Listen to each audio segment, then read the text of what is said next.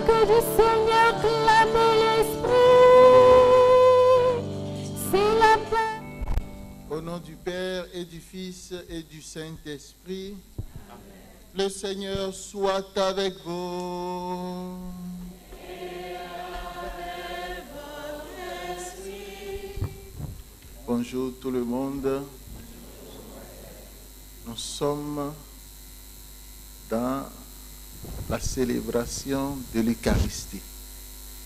Nous sommes en train de célébrer Jésus vivant, ressuscité, c'est-à-dire le vainqueur de la mort, le vainqueur de tout ce qui est mauvais, le vainqueur de tout ce qui est négatif. J'entendais Christian dire que le développement dans la société ou dans certaines régions du monde nous vient du travail de l'Église. Effectivement, l'Église, dans l'annonce de la vérité sur l'homme, dans ses propositions, le fait de donner le Christ ressuscité a changé le cours de l'histoire des nations. C'est ce que nous voulons lui demander. Nous qui sommes ici, que nous puissions penser dans la perspective du ressuscité, c'est-à-dire la pauvreté et les pauvres. Nous ne pouvons pas admettre que cela serait définitif. C'est pourquoi nous allons demander la grâce de Dieu sur les enseignements que vous avez entendus ce matin, que la grâce du ressuscité puisse les féconder. Pour que ce que vous ne voyez pas, peut-être ils sont venus ici, ils ont fait des discours, ils ont enseigné, mais la tête humaine peut ne pas tout percevoir. Nous allons demander à Dieu d'ouvrir les yeux, d'ouvrir le cœur. Surtout que notre Dieu est le Dieu de l'impossible. Dans une vallée de mort, Dieu a dit aux prophètes de prophétiser. Et ce chant de mort s'est levé comme une armée. C'est la grâce du ressuscité. C'est-à-dire, il y a une prophétie de la résurrection. Alors, entrons dans cette Eucharistie, commençons par présenter à Dieu tout ce qui dépend de nous.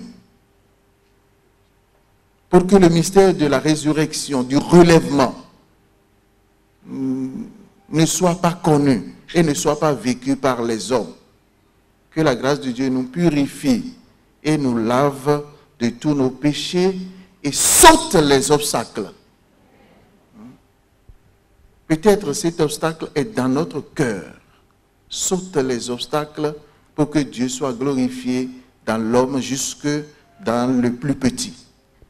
Entrons en nous-mêmes et reconnaissons nos péchés. Je confesse à Dieu Tout-Puissant, mon frère, que j'ai péché en pensée, en parole, par action et par omission. Oui. Évangile de Jésus-Christ selon Saint Jean. Gloire à toi, Seigneur.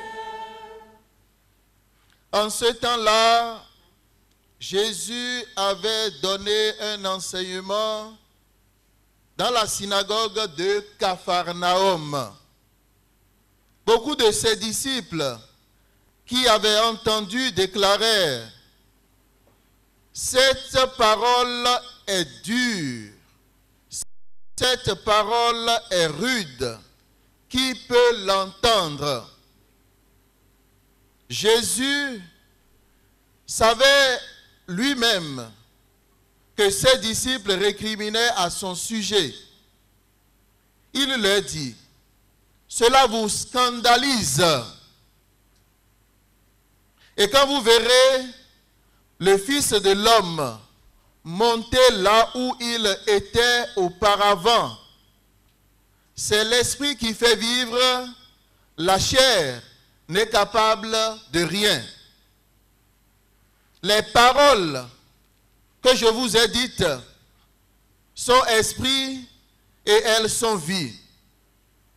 Mais il y en a parmi vous qui ne croient pas. Jésus savait en effet depuis le commencement quels étaient ceux qui ne croyaient pas et qui était celui qui le livrerait. Il ajouta, voilà pourquoi je vous ai dit que personne ne peut venir à moi si cela ne lui est pas donné par le Père. À partir de ce moment, beaucoup de ses disciples s'en retournèrent et cessèrent de l'accompagner. Alors Jésus dit aux 12, voulez-vous partir, vous aussi?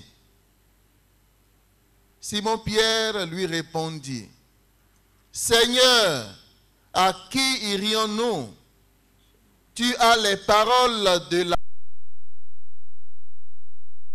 la vie éternelle. Quant à nous, nous croyons et nous savons que tu es le Fils de Dieu. Acclamons la parole de Dieu. Louange à toi, Seigneur Jésus.